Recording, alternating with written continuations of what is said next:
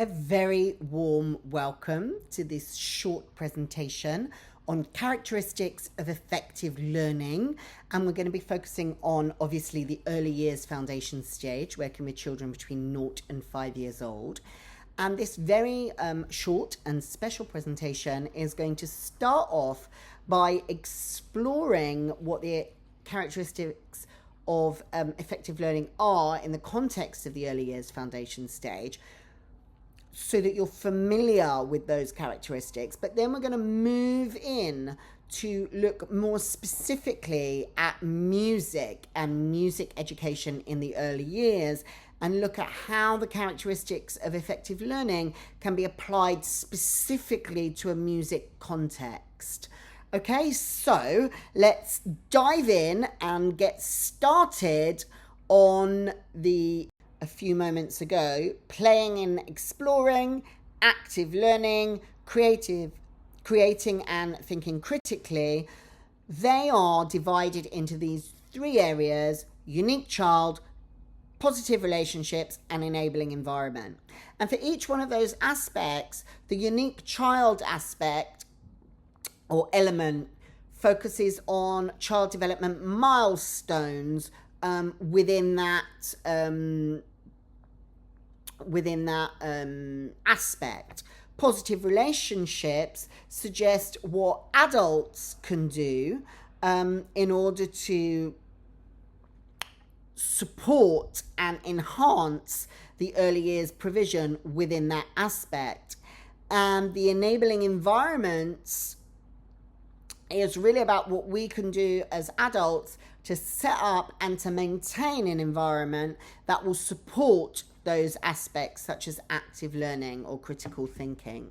So let's take a dive in, and let's start off by looking at playing and enjoying, playing and exploring. So this characteristic involves children investigating and experiencing things, so having a go. And this is about finding out, exploring, using their senses to explore the world around them, showing curiosity about objects, shapes, events, people that are in their environment, and engaging in open-ended activities. Open-ended activities are opportunities for children to play that don't necessarily have a stipulated or end goal. It's exploring for the sake of exploring, understanding, playing, etc. So playing with what they know as well. So this might manifest as pretend play or representing their experiences from real life through their play. And being willing to try and engage in new experiences and activities. This is all about playing and exploring. And it's laid out in the early years foundation stage like this. So you have playing and exploring over there on the left-hand side, and then you have these aspects in the first column, which is a unique child.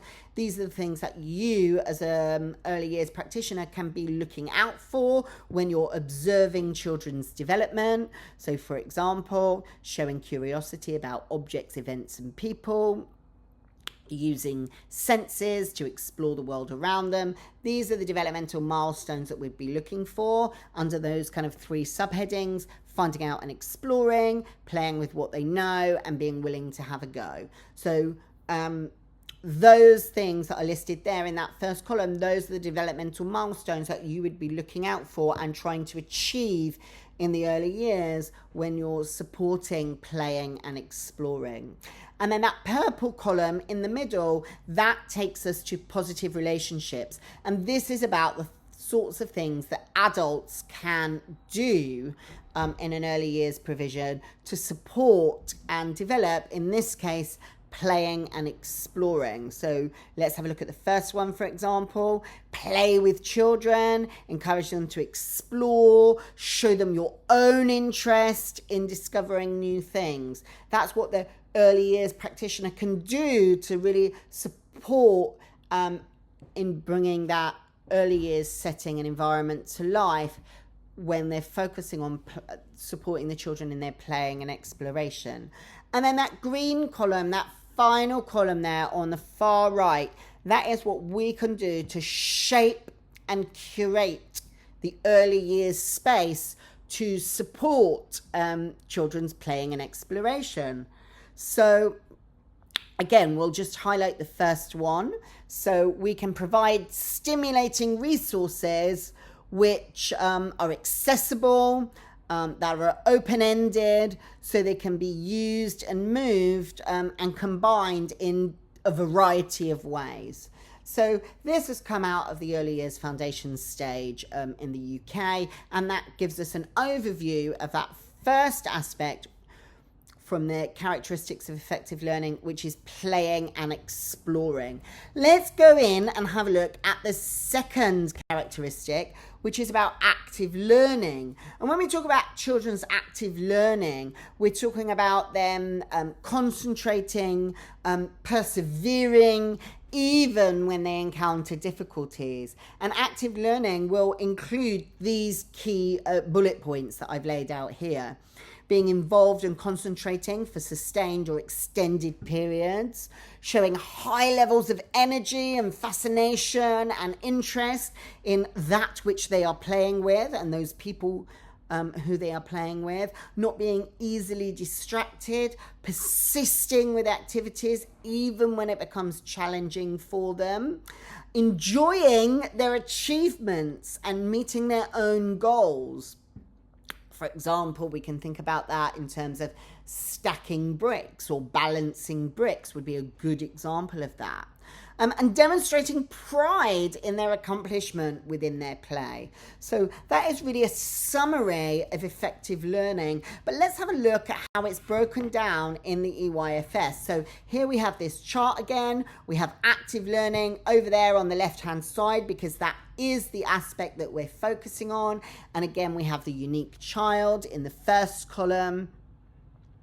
And those are your developmental milestones that you're looking out for. So, for example, you're looking out to see whether children can maintain focus on their activity for a period of time, showing high levels of energy and fascination, not being easily distracted. Those are your milestones that are coming under the first heading there, which is being involved and concentrating. Your second heading is keeping on trying. And your third heading there is enjoying achieving what they set out to do. So in that first column, they're your milestones. And if you remember in this second column, the purple column, that's your column that's all about what we can do as early years practitioners to support and continue supporting a meaningful early years setting through our interactions.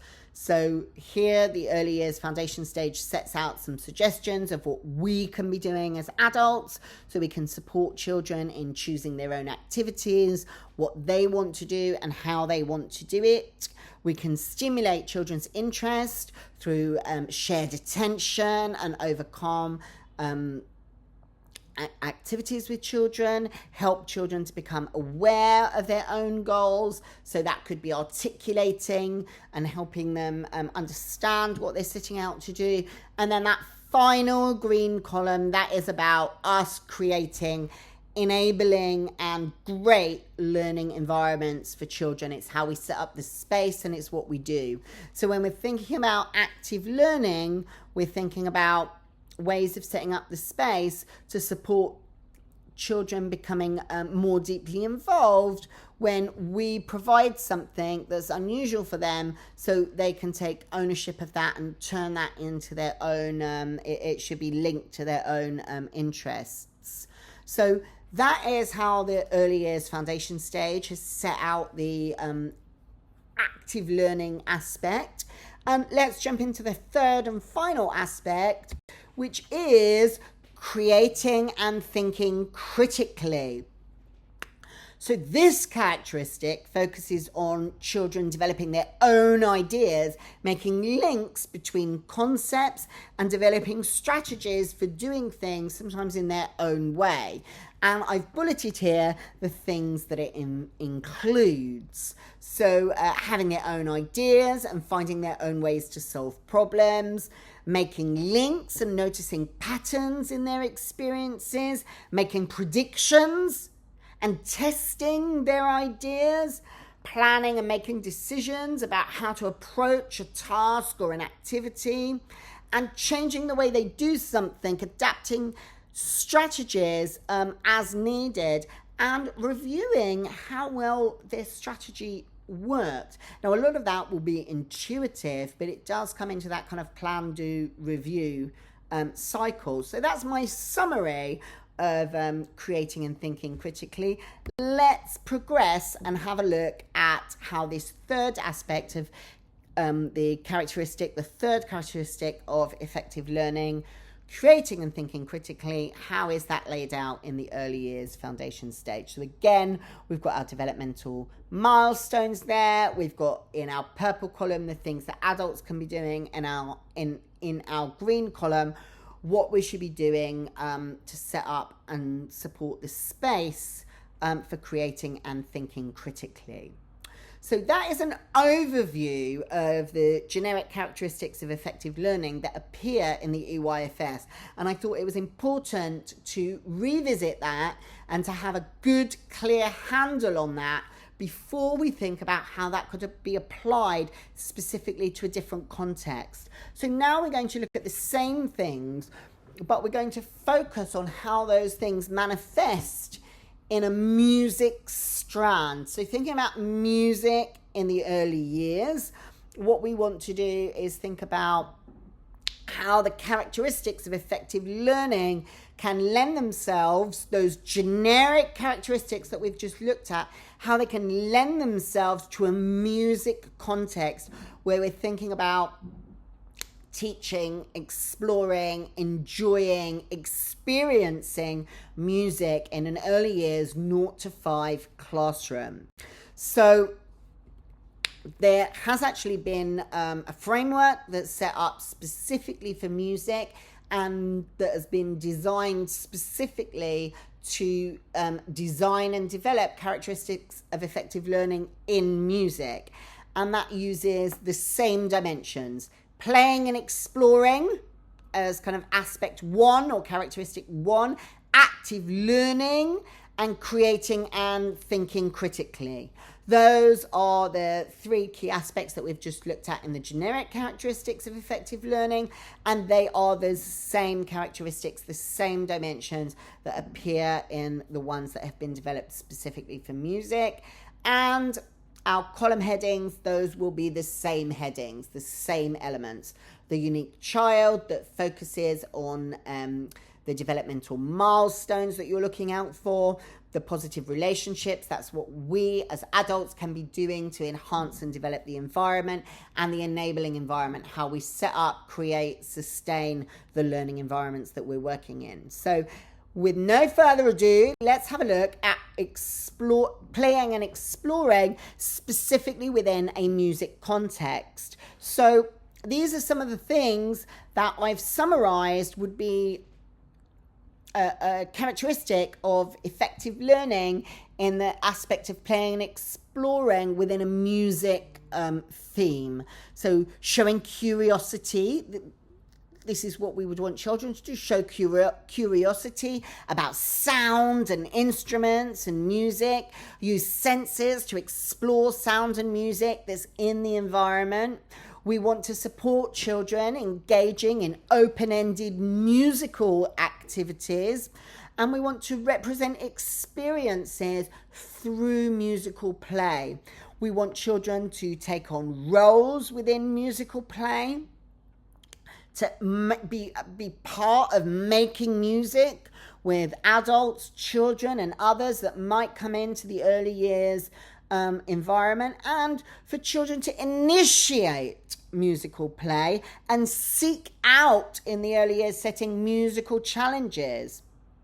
We want to support children in demonstrating a can-do attitude across any musical activities that they partake in, whether it's a planned or an open-ended activity. And we want to support them in trying new musical experiences and learning through trial and error. So that's your playing and exploring aspect, and I tried to summarize some of the ways that that can be applied specifically to a music context. So let's have a look at how that is set out in a framework that's been built to mirror the EYFS characteristics of effective learning. So you've got your playing and exploring there on the left-hand side, your unique child there, which is your developmental milestones, what we can be doing as adults in your purple section, and what we can be doing. So let's just take a look at what some of that says. So if we look at the developmental milestones, and we're looking at being willing to have a go. Some of the milestones that we would be looking at there on the kind of third box would be initiating music play, seeking musical challenge, showing a can-do attitude, some of the things that I already summarized in my introduction to this section. And what can we be doing as adults to support that in our relationships with children? Well, we can play musically with children, encourage them to explore and show our own interest in music. So you see, this framework has been designed to mirror the generic framework, but just tilted to show how we can apply it to music. And in terms of creating and enabling environments, what we can provide in our environment is stimulating musical resources which are accessible to the children, that they should be arranged flexibly, music making opportunities both inside and outside, where children can explore, move and play freely within that. So I've just highlighted a few of those, but I would strongly urge you to look at the document in full and familiarize yourself with all of the developmental milestones, the suggestions for adults, and what we can do in terms of developing the enabling environment for playing and exploring in relation to music. Let's go on and look at how active learning, that generic effective learning characteristic can be applied specifically to music. So when we're thinking about active learning, specifically within a musical context, we're thinking about how children can maintain focus on musical activities for a sustained or an extended period, how they can show high levels of energy and fascination with the musical activities, how they can pay attention to musical details, persisting with musical activities even when it's difficult, when challenges occur, demonstrating a belief that more effort or different approaches will lead to success, bouncing back after musical difficulties. It might be that they were unable to make the desired sound that they wanted to create on a drum, for example, or they'd made a musical instrument and they couldn't get the elastic bands to ping, or it snapped. So this is all about how do they bounce back from that? How do they have another go? How do they show satisfaction in meeting personal music aims, things that they set out to do? I aimed to create a string instrument with my elastic bands, and I did it, and I'm proud of that musical accomplishment, and enjoying musical challenges for in their own intrinsic motivation rather than external rewards. So how has that been laid out and reflected using the same structure as the EYFS did? So let's have a look. Here we've got active learning, obviously. These are the developmental milestones. So some of those I already mentioned, like persisting with musical activities even when challenges occur, bouncing back after difficulties. That's all your developmental milestones. Let's look at some of the positive relationships, things that adults can do to enhance and develop the space. So that's about supporting children to choose their own musical activities, what they want to do and how they want to do it. Support children's musical interest through shared attention. That's when I'm sitting down and I'm sharing my attention with the children, with what they're doing. Could be one-to-one, could be in small groups, could be in a class group. And let's move across to see, what could I do? in terms of setting up and creating the space?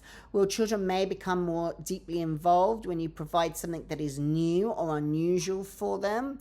Ensure that children have the time and the freedom within the space, the schedule of the day, to become deeply involved in musical activities. So there's some of the things that you can do to create and set up the space. I haven't read through all of them, but there's just a snippet. So let's go on and look at the third and final aspect and how that relates to music. And this is creating and thinking critically. And so how does that third aspect of characteristics of effective learning in the early years, how does that relate specifically to music? Well, here's my summary. Okay, so creating original musical ideas, finding ways to solve musical problems, discovering new ways to approach musical activities. What happens if I turn the drum upside down? What happens if I use this saucepan that's in the role play area to make different tunes and pitches when I'm banging it with a wooden spoon? How is that different to when I'm banging it with a metal spoon? Making links and noticing patterns in musical experiences, making predictions and testing musical ideas, developing concepts of grouping, sequencing, cause and effect in music. I strum this string and it makes this sound. Changing strategies when things aren't working. And reviewing the effectiveness of musical approach. Okay, so let's have a look at how that translates there into the early years framework, mirroring the EYFS. This is what it looks like. We've got some of those developmental milestones there in our first column. Here in the middle column is the types of things that the adults can do to support creating and thinking critically, specifically relating that to music. So use the language and thinking of learning, choosing specifically musical words and terminology. That's one of the things that we can do. And how can we create an environment that supports creating thinking and critical analysis for children in a way that's linked to music? Well, when we plan activities, we can ask ourselves, is this an opportunity for them to find their own way in doing this musical experience, or is there only one way to do it? If there's only one way to do it, that's not really an enabling environment, for example. So once again, I would urge you to think carefully about having a look at this document that is characteristics of effective learning, specifically in a musical context, and think about how you can build those musical activities and musical thought processes through everything that you're doing, from critical thinking with children to active play and playing and exploring with them day to day. How do you build music through all of those threads in what you're doing every day? I hope you've enjoyed listening to me. I've certainly enjoyed talking to you. Let's get those early years provisions musicked up and thinking about how you can create music and musical opportunities and experiences to explore in your everyday activities and room setups.